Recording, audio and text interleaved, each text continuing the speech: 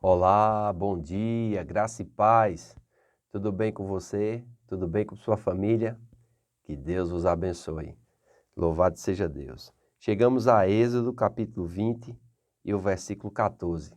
Diz assim na lei de Moisés: Não adulterarás. É muito importante nós entendermos isso. Nós cremos que Deus sabe o que é certo e o que é errado para a vida humana. A Bíblia é o manual divino do fabricante.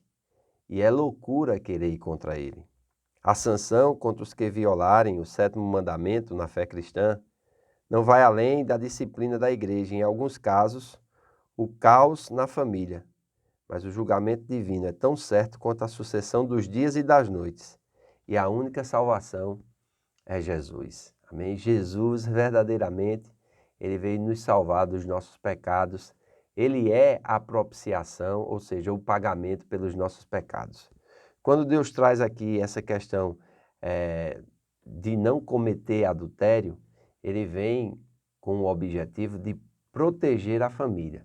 Nos primeiros mandamentos, Deus vem protegendo, né, a honra de si mesmo, o direito dos pais e a honra que os pais têm para que os filhos devem ter para com os pais. Depois Deus vem proteger a vida humana com o mandamento não matarás. E agora, né, com esse mandamento, condenando o adultério. O sétimo mandamento condena o adultério e a impureza sexual, com o objetivo de proteger a família. A Bíblia ela não condena o sexo. A santidade dele é inquestionável dentro do padrão divino, mas sua prática ilícita tem sido um dos maiores problemas do ser humano ao longo dos séculos. Então, nós vemos que o sexo é uma bênção, quando feito dentro daquilo que Deus estabeleceu. E o sexo foi estabelecido para ser feito dentro do padrão do casamento, dentro da bênção do casamento. Porque o sexo, além de trazer o prazer, ele faz com que haja também a multiplicação do ser humano, né? A procriação da humanidade. Então é através do sexo que vêm os filhos, e os filhos devem ser criados em família. É um ato assim impensado, é um ato infelizmente muito comum nos nossos dias, a relação sexual fora do casamento. E isso tem trazido muitos problemas sociais, isso tem trazido muitos problemas emocionais e crises na humanidade. Porque os filhos que não são criados num ambiente familiar, geralmente, ele tende a ter problemas no seu futuro como cidadão. É claro que tem as exceções e graças a Deus por isso, pela sua compaixão, pela sua graça e pelo seu favor. Então, quando Deus estabelece aqui na lei, não adulterarás, ele está fazendo com que haja uma proteção e a proteção maior da família. Amém? O adultério inclui qualquer forma de infidelidade, ao mesmo tempo em que visa a manutenção da santificação sexual e da santidade do casamento, também lida com o conceito da relação peculiar com Deus e com os outros. Esta pureza também inclui os nossos pensamentos. Jesus, lá em Mateus, capítulo 5, no Sermão do Monte, e nos versículos 27 e 28, ele vai falar algo bem interessante. Olha o que é que ele diz aqui em Mateus, capítulo 5, e você pode depois ler o Sermão do Monte, amém?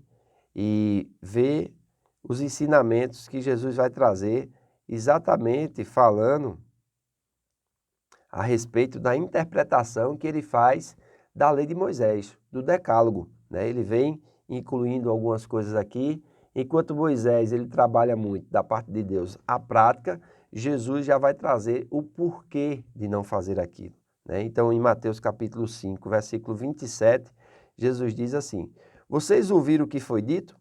Não cometa adultério. Eu, porém, lhes digo que quem olhar para uma mulher com cobiça já cometeu adultério com ela em seu coração. Aí versículo 29 ele diz: se o olho direito o levar a pecar, arranque-o e jogue-o fora. É melhor perder uma parte do corpo, que ser todo ele lançado no inferno. E se a mão direita o leva a pecar, corte-a e a jogue fora. É melhor perder uma parte do corpo, que ser todo ele lançado no inferno. Então nós precisamos ter muita sabedoria na interpretação desse texto aqui, para que a gente não esteja se mutilando, arrancando o olho, cortando a mão. Mas há uma compreensão aqui do perigo que esses atos podem fazer. E o adultério, ele não começa simplesmente na parte prática, não. Ele já começa num desvio espiritual, emocional, amém? Acontece muito antes do ato. E muitas pessoas dizem assim, já que se olhar, já é como se tivesse cometido, então eu vou cometer mesmo. Mas é diferente de você ser tentado e de você cometer o ato. Amém? Então é muito importante. Jesus aqui está querendo salientar a santificação interior, para que a gente possa verdadeiramente guardar os nossos olhos. Na minha Bíblia de comentários, ela diz algo muito interessante aqui. Princípios para a pureza moral. Um dos padrões de ataque contra a nossa pureza moral surge por meio das olhadelas impróprias que se alojam em nossa mente. Olha que coisa interessante.